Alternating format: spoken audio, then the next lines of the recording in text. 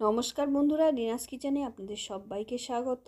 আজ আমি আপনাদের সঙ্গে শেয়ার করব নিরামিষ পাট শাকের রেসিপি। বন্ধুরা, একবার নিরামিষ পাট শাক এইভাবে রান্না করে দেখতে পারেন, খেতে কিন্তু দারুণ হয়। আর এর জন্য নিয়েছি দেখুন খানিকটা পাট শাক, আমি আগে থেকেই পাতাগুলো শিরা বাদ দিয়ে ছিঁড়ে নিয়েছি। আর নিয়ে নিচ্ছি এক বাটি ছোলার ডাল। বাটিটা কিন্তু ছোট সাইজের বাটি।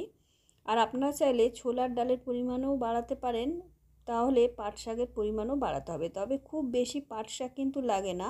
আমি হাফ আটির মতন পাট শাক এতে ব্যবহার করেছি। আর ছোলার ডালটা কিন্তু আগে থেকে খুব ভালো করে ধুয়ে নিয়েছি। 4-5 বার জল পাল্টে পাল্টে ধুয়ে নিয়েছি, তাতে কিন্তু ছোলার ডালটা অনেকটাই ভিজে গেছে।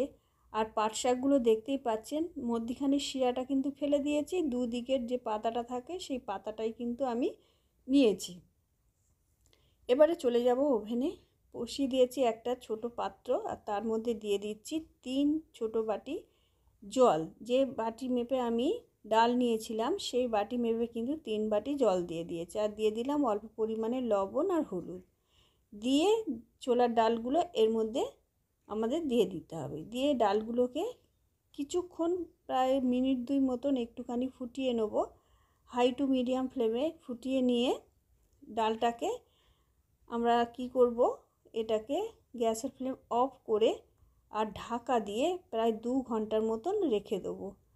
আগে থেকে চাইলে আপনারা ভিজিয়েও রেখে দিতে পারেন ডালটাকে, কিন্তু এইভাবে একবার রান্না করে দেখবেন, খেতে কিন্তু দারুণ হয়। 2 ঘন্টা পরে ফিরে আসছি, দেখুন 2 ঘন্টায় কিন্তু ডালটা অনেকটাই ভিজে গেছে।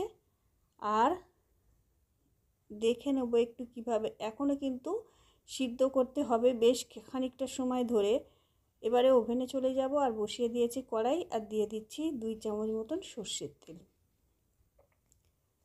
খুব বেশি কিন্তু তেল মশলা এতে লাগে না।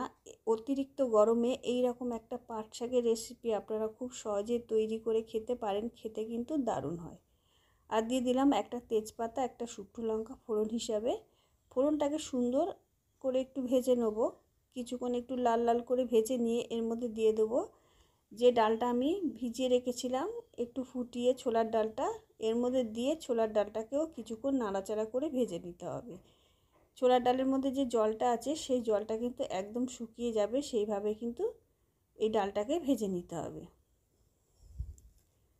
ছোলার ডাল আর পাট শাকের এই রেসিপি বন্ধুরা একবার বাড়িতে বানিয়ে দেখবেন, নিরামিষ এই রেসিপি খেতে কিন্তু অসাধারণ লাগে। আর এবারে পাট শাকগুলো এর মধ্যে দিয়ে দিলাম। খুব বেশি কিন্তু পাট শাক এতে দেওয়ার দরকার নেই। দেখতেই পাচ্ছেন ঠিক কতটুকু পাট শাক দিয়েছি, এরকম হিসেব করে দিলেই হবে। আর বন্ধুরা, এইভাবে পাট শাক আর ডালটাকে খুব ভালো করে কিছুক্ষণ একটু ভেজে নিতে হবে। দেখতে পাচ্ছেন আস্তে আস্তে পাট শাকটা কিন্তু একদম মজে গেছে, একদম নেতিয়ে গেছে। এইভাবে কিছুক্ষণ ভেজে নিয়ে এর মধ্যে আমি কিছু গুঁড়ো মশলা যোগ করে দেবো। তার আগে দিয়ে দিলাম স্বাদ অনুসারে লবণ। যেহেতু ডাল সিদ্ধ করার সময় আমি খানিকটা লবণ দিয়েছিলাম, সেটা হিসেব করে কিন্তু লবণটা দিতে হবে, খেয়াল রাখতে হবে বেশি না হয়ে যায়। এবারে দিয়ে দেবো গুঁড়ো মশলাগুলো। হাফ চামচ জিরে গুঁড়ো, হাফ চামচ ধনে গুঁড়ো আর হাফ চামচ হলুদ গুঁড়ো। এবারে দিয়ে দিলাম অল্প পরিমাণে জল, দিয়ে খুব ভালো করে আমাদের এগুলোকে শাক আর ডালের মধ্যে মিশিয়ে নিতে হবে। আর খুব ভালো করে একটু কষিয়ে নিতে হবে। এইভাবে কিছুক্ষণ একটু কষিয়ে নিয়ে যে ডাল সিদ্ধ করার জলটা ছিল, গরম জলটা, সেটা কিন্তু আমি এর মধ্যে যোগ করে দিলাম। দিয়ে আবারও নাড়াচাড়া করে নিচ্ছি। আবারও এক্সট্রা গরম জল কিন্তু এর মধ্যে আমি অ্যাড করেছিলাম। দেখুন, প্রয়োজন মতন জল দিয়ে দেবেন। এটা ডালটা সিদ্ধ হলে এই জলটা কিন্তু অনেকটাই কমে যাবে। এবারে ফুটে ওঠা পর্যন্ত অপেক্ষা করব। ফুটে উঠেছে, ঢাকা দিয়ে 10 মিনিট রান্না করে নেব। 10 মিনিট পরে ফিরে আসছি। দেখুন 10 মিনিট আমি লো ফ্লেমে রান্না করে নিয়েছিলাম, তারপরে দেখব ডালটা কেমন সিদ্ধ হয়েছে। এবারে কিছুক্ষণ একটু নাড়াচাড়া করে নিলাম, নিয়ে এই ডালটাকে দেখে নিতে হবে কীরকম সিদ্ধ হয়েছে। দেখুন বন্ধুরা, আমি দেখিয়ে দিচ্ছি, ডালটা কিন্তু একদমই সিদ্ধ হয়ে গেছে, কিন্তু গোটা গোটা রয়েছে। এই রকমই আমাদের দরকার।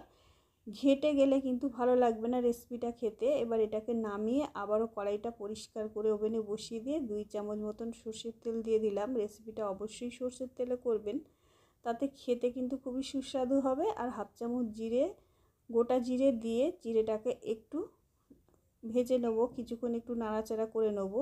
নিয়ে দিয়ে দেবো হাফ চামচ কালো জিরে।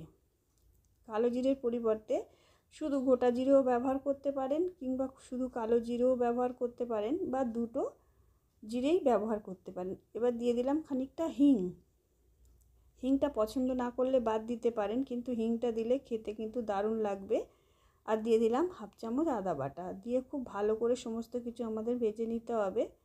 এবারে দিয়ে দিচ্ছি একটা মিডিয়াম সাইজের টমেটো, আমি আগে থেকেই কুচিয়ে রেখেছিলাম। সেই টমেটোটা এর মধ্যে দিয়ে কিছুক্ষণ আমাদের একটু নাড়াচাড়া করে ভেজে নিতে হবে। এবারে দিয়ে দিচ্ছি দুটো কাঁচা লঙ্কা। আপনারা চাইলে কাঁচা লঙ্কা বেটেও ব্যবহার করতে পারেন, কিংবা গুঁড়ো লঙ্কাও দিতে পারেন, বা কাঁচা লঙ্কাগুলো চেলা করেও দিতে পারেন। যেমন ঝাল খাবেন সেই হিসেবে লঙ্কাটা ব্যবহার করবেন। এবারে ডাল আর শাকটা যেটা সিদ্ধ করে রেখেছিলাম সেটা এর মধ্যে দিয়ে দিলাম।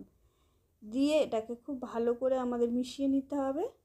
নিয়ে এবারে ঢাকা দিয়ে 3 থেকে 4 মিনিট রান্না করে নিতে হবে। 4 মিনিট পরে ফিরে আসছি। দেখুন, লো ফ্লেমে আমি 4 মিনিট রান্না করে নিয়েছিলাম। 4 মিনিট পরে আমি দেখে নেব কীরকম হয়েছে। দেখুন, জলটা কিন্তু অনেকটাই কমে গেছে, আর বেশি কিন্তু ফোটানোর দরকার নেই, এই রকমই দরকার। এবারে এর মধ্যে আমি একটা ভাজা মশলা অ্যাড করব। ভাজা মশলা তার আগে দিয়ে দিলাম চিনি 1 চামচ।